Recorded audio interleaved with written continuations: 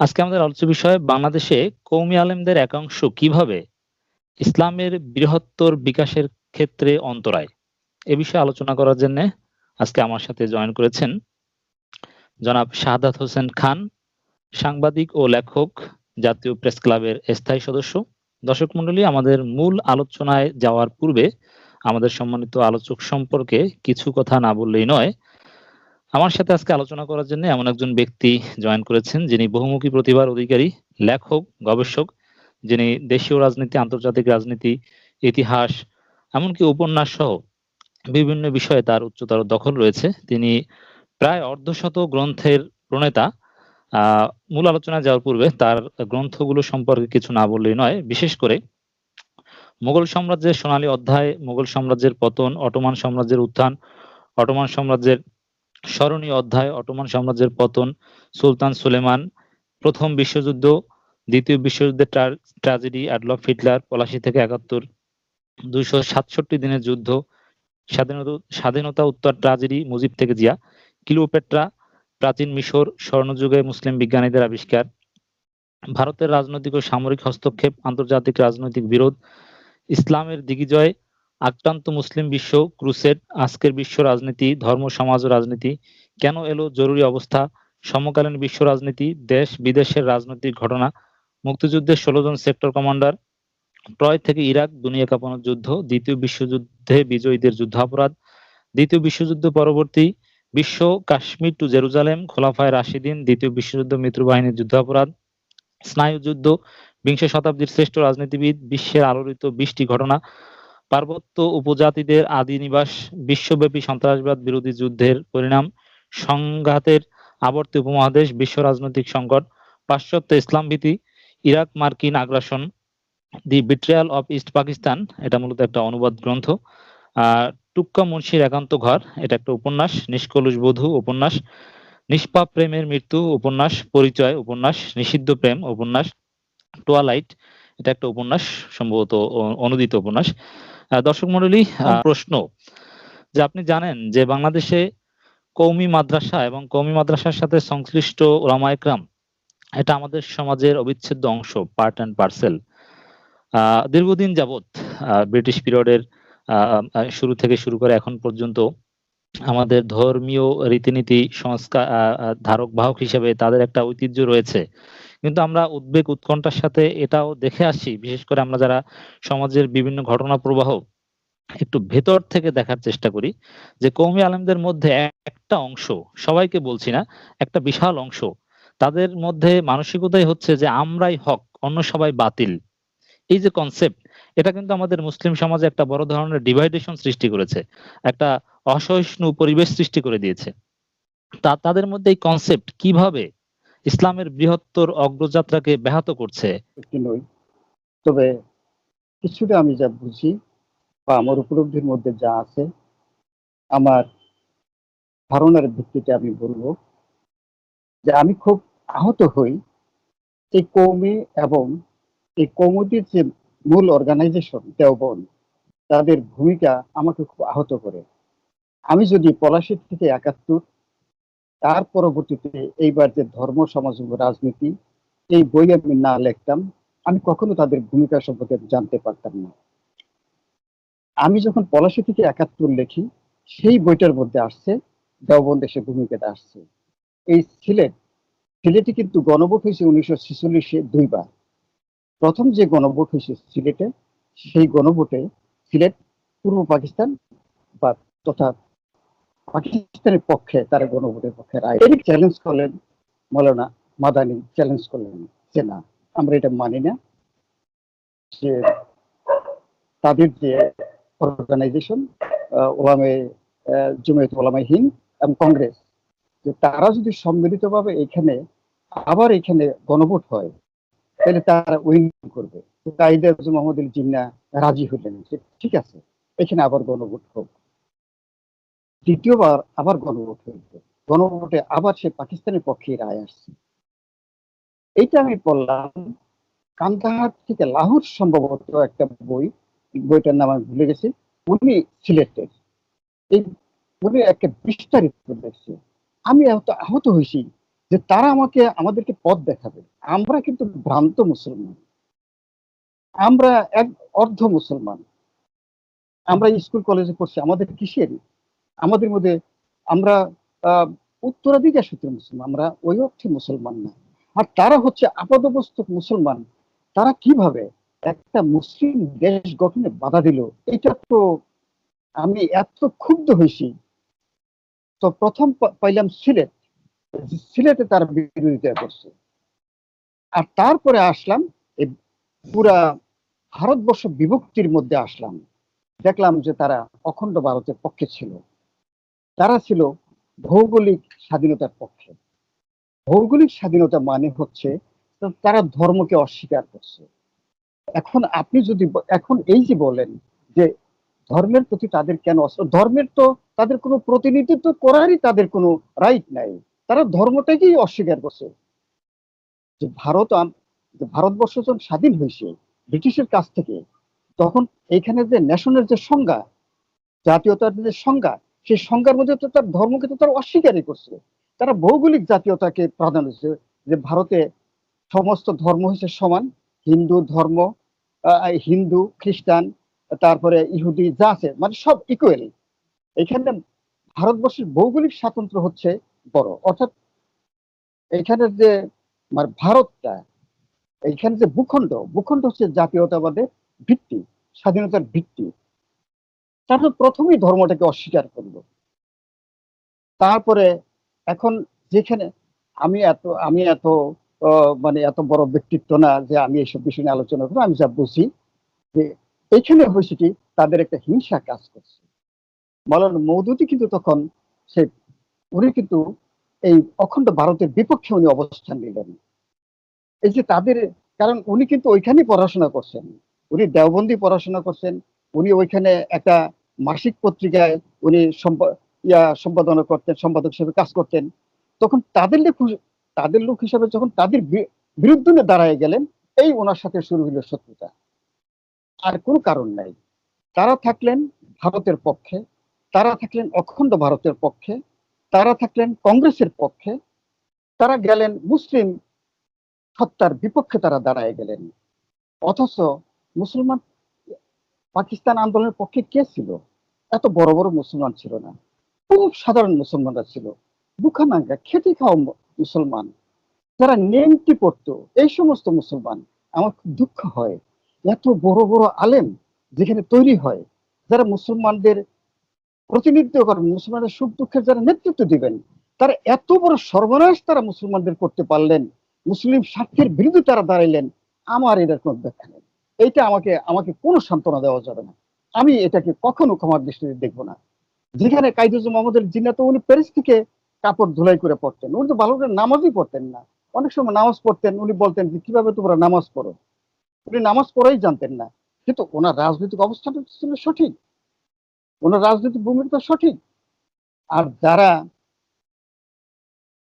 যারা হচ্ছে এই উপমহাদেশে ইসলামের বাতিঘর, তারা এই কাজ করছেন। তো তাদের যারা পূর্ব এই উত্তরসূরি, এই কৌমি, তারা কিভাবে সঠিক কাজ করবেন? আর তারপরে হচ্ছে কি, যেমন আমি যদি বলি, আমি কিন্তু কাউকে অনুসরণ করি না, না আমার বাবাকে, না আমার দাদাকে, না আমার কোনো মুরব্বীকে, না আমার কোনো এরকম কোনো আমার কোনো ধর্মীয় নেতাকে আমি, বা আমার কোনো রাজনৈতিক নেতাকে আমি অনুসরণ করি। আমি পড়াশোনা করি, যেটা সঠিক মনে করি সেটি। তো তাদের মধ্যে সমস্যা হচ্ছে কি, যারা এই মাদ্রাসায় পড়াশোনা করে, যারা এই ধর্মীয় লাইনে আছে, তারা কিন্তু সবসময় তাদের ধর্মীয় নেতাদেরকে তারা অনুসরণ করে। তারা কিন্তু, আপনি যতই তাদের সামনে যুক্তি পেশ করেন, যতই আপনি বই পুস্তক দলিল দেন, কোনো কথাই তারা শুনবে না। তারা শুনবে, তারা তাদের ওই নেতা কি বললেন, তাদের ধর্মীয় নেতা কি বললেন সেটা, তাদের ওস্তাদ কি বললেন সেটাই তাদের কাছে বেদবাক্য। এইটা হচ্ছে তাদের জন্য সমস্যা। তো আমি তারপরে কাজ করতে করতে, এটা মোটামুটি আমি এই এলাকায় অনেকটুকু আমি ভিজিট করছি। আমি মাওলানা মওদুদী সম্পর্কে আমি মোটেই জানতাম না। তবে একটা আমি বিরূপ প্রচারণ আমি খুব এটা প্রচুর মুখোমুখি হিসেবে আমি দেখছি। তো আমি যদি লেখক না হতাম এবং নিজে না লিখতাম, কখনো কিন্তু আমি সমস্যার এটা গভীরতাটা আমি উপলব্ধি করতে পারতাম না যে ওনার সমস্যাটা কি, উনি অপরাধটা করছেন কি। যে দেখলাম যে ওই খেলাফত মুলকিয়াত, এই খেলাফত মুলকিয়াত বইটা পড়ছি আমি 1990 সালে পড়ছি। তো এটা আমি লিখছি, এই যে বইটা এবার আমার প্রকাশিত হয়েছে, আমার একজন মুরব্বী আমাকে বইটা পড়তে দিচ্ছেন। পড়ার পরে বইটা পড়ছি, আমার খুব ভালো লাগছে। আমি বই কিন্তু পড়ি, খুব গভীর মনোযোগ দিয়ে পড়ি, এরকম না যে এটা ধাপ ঝাপ লাভ দিলাম, না, আমি খুব গভীর মনোযোগ দিয়ে বইটা পড়ি এবং সবটা কিন্তু বইটা আমার আমার মনে রেখাপাত করছে। তো বইটা উনি পড়ার পরে উনি ফেরত নিতে আসলেন। তো ওনার ধারণা যে আমি ওনার দিকে রাগ করব, আমি বলবো যে আপনি আমাকে কি দিলেন, কি পড়তে দিলেন, আমি একটা মেজাজ দেখাবো। আমি সম্পূর্ণ ঠান্ডা, আমার ঠান্ডা প্রতিক্রিয়া দেখে উনি বললেন যে আপনি কিছু বললেন না। আমি বললাম কি বলবো, বলছি চমৎকার বই। আর এই সেম জিনিসটা আমি পড়ছি। পরে বললো যে না ভাই, এইটার জন্য মৌলানা মওদুদী সমালোচিত এবং অনেক ওনাকে নিন্দা করে, ওনাকে সাহাবী বিদ্বেষী হিসেবে ওনাকে আখ্যায়িত করে। আমি বললাম এটা তাহলে তো ওনার প্রতি অন্যায় করে। আমি তো সেম জিনিস তখন, আমি মাস্টার, তখন আমি হ্যাঁ, আহ, তো আমি আমার কিন্তু তখন এই বিয়েতে ইসলামিক হিস্ট্রি ছিল, ইসলামিক হিস্ট্রিতে ছিল 3টা বিষয়, 3টা পেপার, 3টা আমি এই এইখানে যাচ্ছিল। আমি দেখলাম যে এগুলো তো আমি আগেই পড়ে আসছি, তো ওনার বিরুদ্ধে অভিযোগ কেন, এগুলো তো আমাদের সব পড়া, আমি সব পড়ছি, তো নতুন করে তো উনি কিছু লেখে নাই। আর তারপরে যখন উনি লেখছেন সেগুলো তো রেফারেন্স আছে। তো লেখক হিসেবে আমি বুঝি আপনি যখন রেফারেন্স দিয়ে লিখবেন আপনার আর কোনো সমস্যা নেই, সেফটি রেফারেন্স আপনার, এটা হচ্ছে আপনাকে প্রটেক্ট করবে। আপনি রেফারেন্সের আন্ডারে লিখবেন, আপনি বিপদ মুক্ত। এটা তো উনি কোনো থিসিস লেখেন নাই, আর এটা কোনো ওনার মতবাদ না। ওনাকে আপনি কি যুক্তিতে আপনি ওনাকে অপবাদ দিবেন, বা আপনি কোন যুক্তিতে ওনাকে আপনি অভিযুক্ত করবেন। কারণ প্রত্যেকটার উনি যে পৃষ্ঠা মানে আহ, 2 4 5 মানে 2 4 5 লাইন পরে পরে কিন্তু রেফারেন্স গুলি দেওয়া আছে, রেফারেন্স নাম্বার গুলি দেওয়া আছে, তারপরে ওই ফুটনোটে দেওয়া আছে এটার মূল সূত্রটা কি। তো এরকম বই পড়াও তো মানুষের জন্য দুর্ভাগ্যে, মানে সৌভাগ্যে। আমাদের বই কিন্তু অনেক দুর্বল, অনেক দুর্বল, রেফারেন্স থাকে না। আর তারপরে লেখকরা খুব কেয়ারলেস, একটা আহ, মানে চাটা একটা বই আমাদের হাতে তুলে দেয়। কিন্তু ওনার বই কিন্তু খুব পরিচ্ছন্ন, খুব মার্জিত এবং অত্যন্ত সু মানে এই সুপরিকল্পিত বই। তা তো এই হচ্ছে আমার প্রাথমিক ধারণা। আমি তো ধারণা আমি পাইলামই, কিন্তু এখন এই ধারণার যখন আমি পাইলাম, ক্লিয়ার আমার ধারণা আসছে, এখন দেখি যে তারপর একই কথা বলে সাহাবা বিদ্বেষ। সাহাবা বিদ্বেষ কোথায়, কিভাবে দেখান। তখন দেখায় উনি এটা লিখছে, আরে এটা তো লিখছে, এটা তো ইতিহাস, এটাকে আমার মানতে হবে। আপনাকে মানতে হবে, ইতিহাসটা আপনাকে মানতে হবে। আমি নিজেও তো লিখি, আমি যখন লিখি কারবালার ইতিহাস লিখলাম, যেমন আম, যেটা ব্যাটল অফ ক্যামেল, যেটা কুষ্টের যুদ্ধ, এখানে 18,000 সাহাবী মারা গেছে। কে মারছে এখানে? এখন এটা যে আমি লিখলাম বা সমস্ত এটা রেকর্ড ইতিহাস, আপনি সাহাবাদের বিরোধিতা করা আপনাকে বুঝাবে যে আপনি সাহাবাদের বিরোধিতা করছেন? এটা কে করছে? আমরাই করছি। এটা আমাদের ব্যক্তিগত যুদ্ধ। আপনি ব্যাটল অফ ক্যামেলে যান, তারপরে আপনি ব্যাটল অফ সিফিনে যান, ব্যাটল অফ নাহরাওয়ান যান, তারপরে হযরত ওসমান হত্যাকাণ্ড যান, এইগুলো সব আমরাই করছি। আপনি যদি লিখতে যান, কারো না কারো উপরে তো যাবেই। তা আপনি লিখতে গেলে আপনি হয়ে যাবেন সাহাবা বিদ্বেষী। এটা সরি, এইটা এই এটা আমি মানতে পারি না। আপনি হত্যাকাণ্ড যদি আপনি নিয়ে আলোচনা করেন, তাহলে এখানে হযরত আবু বকরের ছেলে ওনাকে দাড়িতে ধরলেন। আমি যদি লিখি এটা, আপনি আমাকে কি বলবেন? আমি সাহাবা বিদ্বেষী? এটা আমাদের ইতিহাস। আপনি আমাকে, আমি হিন্দু না মুসলমান না ইহুদি না খ্রিস্টান বাদ দেন, এটা তো জাস্ট একটা জেনারেল এডুকেশন, একটা জেনারেল হিস্ট্রি। আপনি যদি লেখেন আমাদের ইতিহাস আছে না, আমাদের ইতিহাসে ট্র্যাজেডি থাকতে পারে, আমাদের ইতিহাসে রক্তপাত থাকতে পারে, আমাদের বাংলাদেশ ইতিহাসে রক্তপাত আছে না, আপনি লিখবেন না? কি কোথাও কোথাও অপ্রিয় কিছু থাকতেই পারে। এখন তাইলে আমাদের ইতিহাস শূন্য অবস্থায় আমাদেরকে বসবাস করতে হবে যে আমাদের কোনো ইতিহাস নেই। থাকবেই, ইতিহাসে দুইটাই থাকবে, কিছু সুখ থাকবে, ইতিহাসে কিন্তু কিছু বিয়োগান্ত ঘটনা থাকবে, আপনাকে মানতে হবে। তো এই জন্য, এবং আরো কিন্তু আমি যখন আমি ক্রুসেড লিখলাম, আমি মানে মানে মাঝে মাঝে আমি ইয়া করি যে কোন কোন বিষয়ে আলো ফেলতে হবে, কোনখানে অন্ধকার আছে, কোন বিষয়গুলোতে বই নাই। তা আমি দেখলাম যে আমাদের ক্রুসেডের কোনো বই নাই। লিখতে শুরু করলাম, দেখি যে মুসলমানদের কোনো বই নেই। তো লিখতে শুরু করলাম, কোনো মুসলিম কোনো রেকর্ডই নেই, কোনো বই নেই, কিচ্ছু নেই।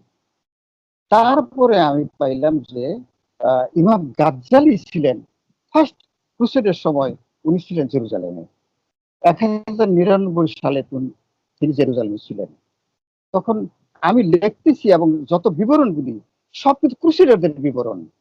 তখন আমার ইয়ে হইলো যে এখানে তো স্বয়ং ইমাম গাজ্জালি ছিলেন, ইমাম গাজ্জালি লেখা কই? হি ওয়াজ উইটনেস। ইমাম গাজ্জালির কাছ থেকে তো আমি কিমিয়ায় শাহাদত আশা করি নাই। আমি আশা করি আপনি বর্ণনা দিবেন সেখানে ক্রুসেড কি হয়েছে, আপনি কি দেখছেন এখানে যে মুসলমানদেরকে সিদ্ধ করে যে ক্রুসেডাররা খেত, আপনি সেই বিবরণটা দিলে আমি পাইতাম, আমি জীবন্ত একটা ইতিহাস পাইতাম। কিন্তু আমাকে করতে হয়েছে কি, যে ক্রুসেডার আমাদের প্রতিপক্ষ ছিল, সেই ক্রুসেডারদের তাদের যে ভ্রমণ, তাদের যে ডায়েরি, সেই ডায়েরিগুলো আমাকে জেরে মুছে এগুলো আমাকে, এই বিবরণ আমাকে সংগ্রহ করতে হয়েছে। তারপরে মুসলিমদের ইতিহাস খুব সামান্য, কিন্তু সবচেয়ে বলিষ্ঠ মানে যিনি ইয়েটা দিতে পারতেন, বিবরণটা দিতে পারতেন, তিনি ইমাম গাজ্জালি। তা আমাদের তো শুরু হয়েছে এখানেই। ইমাম গাজ্জালি যদি আমাদেরকে কিছু না দেন, তা আমরা কৌমিদের কাছ থেকে আমরা কি আশা করতে পারি? তারপর এই পুরো মাঠটা কিন্তু ফাঁকা। আমরা শত শত বছর কিন্তু উইদাউট হিস্ট্রি এবং উইদাউট রিসার্চ আমরা রান করতেছি। তো আমি লিখলাম স্বর্ণযুগে মুসলিম বিজ্ঞানের আবিষ্কার। এইটা লেখার পরে আমি স্তম্ভিত হয়ে যাই। আমরা কি তাদের উত্তরসূরি? আমরা তাদের উত্তরসূরি আমরা দাবি করতে পারি না। আমাদের একটা স্বর্ণযুগ ছিল, কিন্তু এখন তো আমাদের এর স্বর্ণযুগ না, এটা হচ্ছে ডার্ক এজ, অন্ধকার যুগ। আমরা এক অন্ধকার যুগে বাস করছি পুরোপুরি। কিন্তু তো এটা যেমন আমি লিখলাম, মৌলানা মওদুদী লিখছে, আপনিও লেখেন। মৌলানা মওদুদী এটা ফেলে দেন, আপনার ভালো লাগে আপনি ফেলে দেন, আপনি লেখেন, রাইট ইউর সেলফ। যদি মৌলানা মওদুদী বিতর্কিত কিছু লেখে থাকে, সাহাবা বিদ্বেষের পরিচয় দিয়ে থাকে, আপনি লেখেন। সাহাবাদের প্রতি সম্মান দিয়ে পরিপূর্ণ শ্রদ্ধা রেখে আপনি লেখেন। আমার সন্তান আপনার লেখা পড়বে। কিন্তু আপনি নিজেও লিখবেন না, অন্যেরও লেখেন না, লেখেন নাই। মৌলানা মওদুদী লেখছেন, আপনি বিরোধিতা করবেন, তার মানে কি? আপনি তো আমাদেরকে অন্ধকার রাখতে চান। এইটা তো, এইভাবে একটা সভ্যতা বাঁচতে পারে না। জি তো স্যার, আপনার আমরা বক্তব্যে আমি একটু সাম আপ করি। আপনি যেভাবে বলতে চেয়েছেন দর্শকদের উদ্দেশ্যে যদি একটু সহজভাবে বলি যে আসলে আপনি যেটা ইতিহাসবিদ হিসেবে যেটা ঐতিহাসিকভাবে তুলে ধরেছেন যে বাংলাদেশের কওমি ওলামায়ে কেরাম, আমাদের মূল আলোচ্য বিষয় যেটা ছিল যে তাদের ইসলামের বৃহত্তর অগ্রযাত্রার পেছনে বা পথে যে তারা বাধা অনেকটা একটা অংশ, তার প্রথম ধাপ হচ্ছে তারা অখণ্ড ভারতের পক্ষে ছিল, মুসলিমদের একটা স্বতন্ত্র রাষ্ট্র, এটার বিরোধিতার মধ্য দিয়ে আপনি যেটা বলতে চেয়েছেন এক প্রকার ইসলামের একটা রাষ্ট্রীয় বিধান, সামাজিক বিধানকে অস্বীকার করেছেন। কারণ এটা তো অনুমেয় যে আনডিভাইডেড ইন্ডিয়া থাকলে সেখানে ইসলামের বিধিবিধান প্রতিষ্ঠা করা এটা একেবারে অবাস্তব।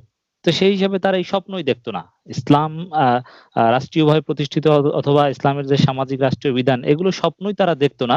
এবং সে কারণেই মূলত তাদের আহ পাকিস্তান আন্দোলনের বিরোধিতা করে এবং অখণ্ড ভারতের পক্ষে থাকা, কংগ্রেসের অবস্থানের পক্ষে থাকা। এবং পরবর্তীতে আপনি যেটা তুলে এনেছেন যে মাওলানা মওদুদীর যে মুভমেন্ট বা তার যে লিটারেচার, তার যে লেখাগুলো মুসলমানদের ভুল ত্রুটিগুলো পর্যালোচনা করে একটা ঐতিহাসিক দৃষ্টিভঙ্গি থেকে রেফারেন্স সহ তিনি খেলাফত ও মুলুকিয়ত সহ বিভিন্নভাবে যে লিটারেচার গুলো মুসলিমদের সামনে উপস্থাপন করেছেন, সেগুলো একটা অযাচিত বিরোধিতার মধ্য দিয়েও কওমি আলেমগণ ইসলামের অগ্রযাত্রাকে ব্যাহত করেছে। আপনি সম্ভবত এটাই বোঝাতে চেয়েছেন।